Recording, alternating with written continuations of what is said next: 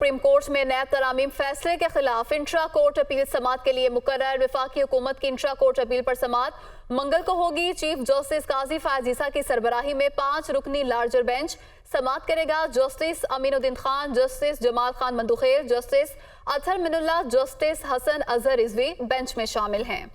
इसी पर बात करने के लिए इस्लामाबाद से हसीब मलिक हमारे साथ मौजूद हैं। हसीब, बताएगा समाअत के हवाले से।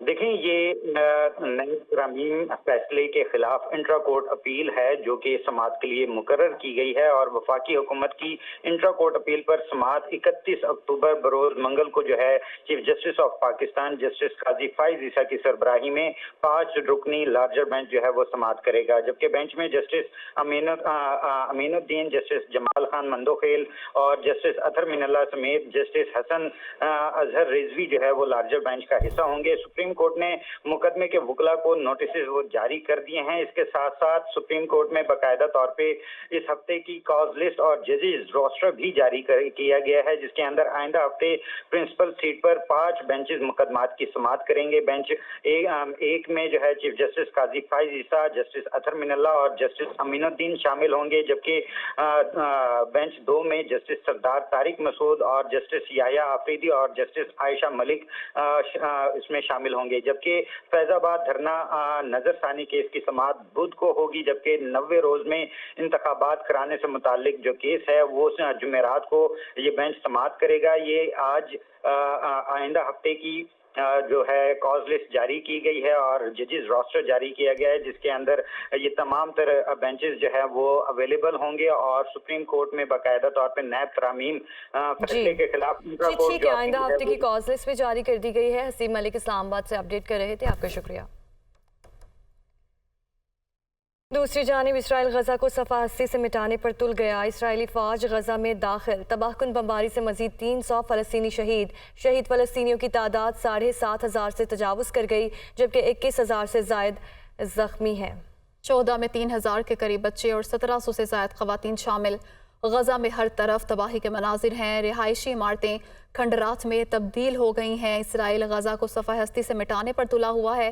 इसराइली फ़ौज गजा में दाखिल हो गई और तबाहकुन बमबारी से मज़ीद 300 फ़लस्तीनी शहीद हो गए। शहीद फ़लस्तीनियों की तादाद 7,500 से तजावुज़ कर गई।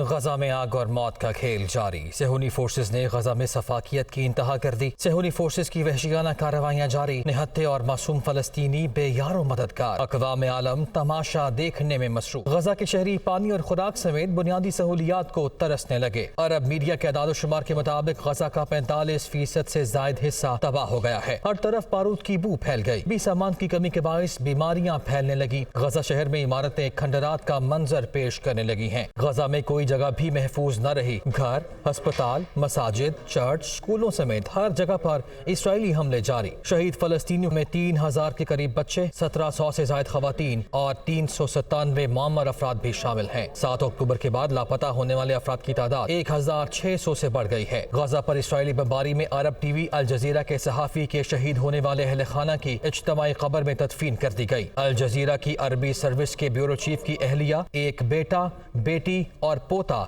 इसराइली बमबारी में शहीद हो गए थे। अक़वाम मुत्तहिदा के मुताबिक गजा में 14 लाख अफराद मुसलसल बमबारी की वजह से बेघर हो चुके हैं, जबकि 6,29,000 अफराद अक़वाम मुत्तहिदा की नामजद करदा 150 हंगामी पनागाहों में पनाह लिए हुए हैं। गजा में जंगबंदी के लिए अरब ममालिक की करारदाद UN जनरल असम्बली में कसरत राय से मंजूर। इंसानी बुनियादों पर फौरी जंगबंदी की जाए। करारदाद में ये मुतालबा किया गया है। करारदाद के हक में 120 इसराइल, अमरीका समेत 14 अरकान ने मुखालफत की, जबकि जर्मनी, इटली और बरतानिया समेत 45 अरकान ममालिक गैर हाजिर रहे। गजा में जंग बंदी के लिए अरब ममालिक की करारदाद UN जनरल असम्बली में कसरत राय से मंजूर। इंसानी बुनियादों पर फौरी जंग बंदी की जाए। करारदाद में मुतालबा किया गया है, जबकि करारदाद के हक में 120 इसराइल, अमरीका समेत 14 अरकान ममालिक ने मुखालिफत की है। जर्मनी, इटली और बरतानिया समेत 45 अरकान ममालिक गैर हाजिर रहे। आपको बता रहे हैं कि गजा में जंग बंदी के लिए अरब ममालिक की करारदाद UN जनरल असम्बली में कसरत राय से मंजूर।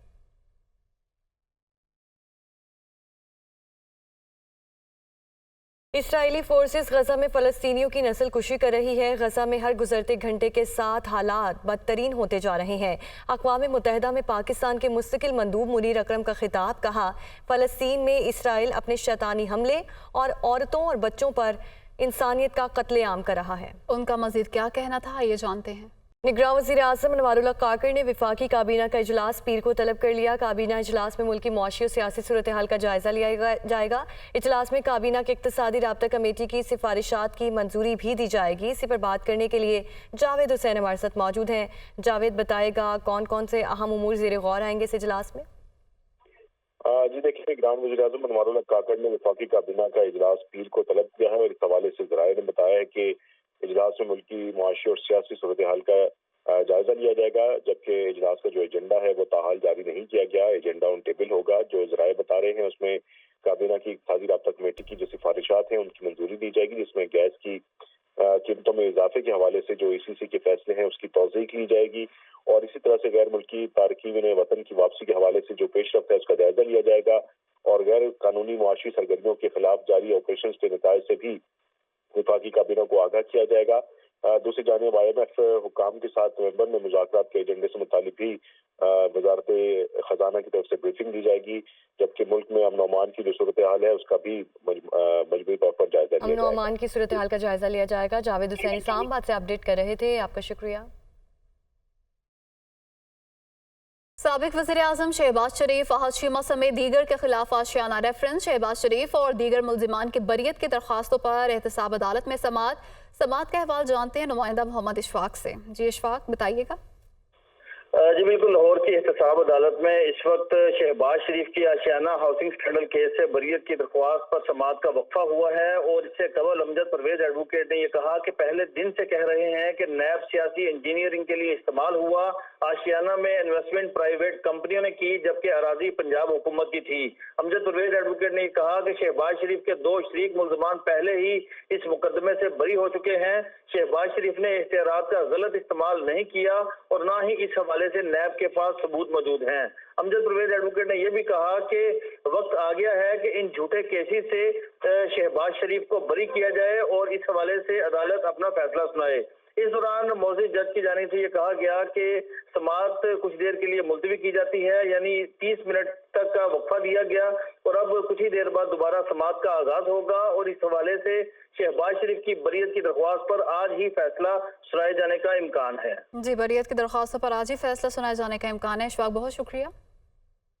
Welcome back. نگران وزیر اعلیٰ پنجاب محسن نذیر نقوی کی زیر صدارت پلاننگ اینڈ ڈیولپمنٹ بورڈ کا اجلاس عوام کی فلاح و بہبود کے لیے جاری 43 ترجیحی منصوبوں پر پیش رفت کا جائزہ لیا گیا۔ محسن نقوی کی جاری ترقیاتی منصوبوں کو ٹائم لائن کے اندر مکمل کرنے کی ہدایت۔ فیصل آباد، راولپنڈی اور گوجرانوالا کے سیف سٹی اتھارٹی کے منصوبوں کو جلد مکمل کرنے کا حکم۔ نمائندہ خصوصی لیاقت انصاری اپڈیٹ کریں گے۔ جی لیاقت۔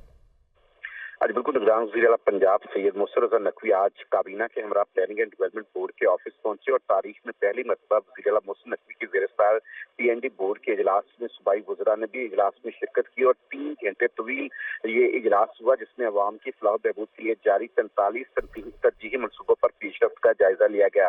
وزیر اعلیٰ محسن نقوی نے ڈرون فوٹیجز کے ذریعے جو 43 منصوبے ان پر ڈیولپمنٹ پروگرس کا مشاہدہ کیا اور پروجیکٹ کے انتظامی اور مالیاتی امور کا جائزہ لیا۔ اس موقع پر وزیر اعلیٰ نے ہدایت کی کہ ترقیاتی منصوبوں کو ٹائم لائن کے اندر مکمل کیا جائے۔ اس موقع پر بریف کیا گیا کہ جو Shahdara multi grade flyover منصوبہ ہے اس پر کام 92% مکمل ہو گیا ہے۔ امامیہ کالونی اوور ہیڈ برج پر 65% مکمل ہو چکا ہے، جبکہ اکبر چوک فلائی اوور اور بیدیاں انڈر پاس کی تعمیر جو ہے وہ 80% مکمل ہو چکی ہے۔ اسی طرح مین بولیوارڈ گلبرگ تا والٹر روڈ 80% اور گھوڑا چوک فلائی اوور جو ہے۔ جی ٹھیک ہے، لیاقت انصاری اپڈیٹ کر رہے تھے، آپ کا شکریہ۔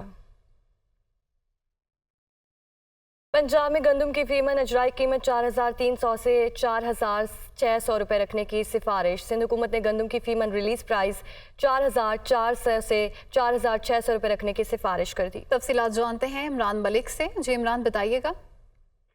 हाँ जी बिल्कुल, पंजाब में गंदम की फी मन अजराई कीमत 4200 से 4600 रुपये रखने की सिफारिश की गई है। इसी तरह सिंध की हुकूमत की गंदम की फी मन रिलीज प्राइस जो है वो 4400 से 4600 रुपये रखने की सिफारिश सामने आई है। असम्बली में बताया गया है कि KP के हुकूमत ने फी मन अजराई कीमत 4650 रुपये से 4700 रुपये रखने की सिफारिश की है। इस वाले से महकमा खुराक पंजाब ने गंदम की फी मन अजराई कीमत की समरी वज़ीर आला पंजाब को भेजी है। वज़ीर आला पंजाब को अरसाल की गई गंदम की अजराई कीमत की कापी दुनिया न्यूज ने हासिल की है। इस वाले से समरी दस्तावेजात के मुताबिक गंदम की फीमा अजराई कीमत फिक्स करने का फैसला जी इमरान मलिक, बहुत शुक्रिया।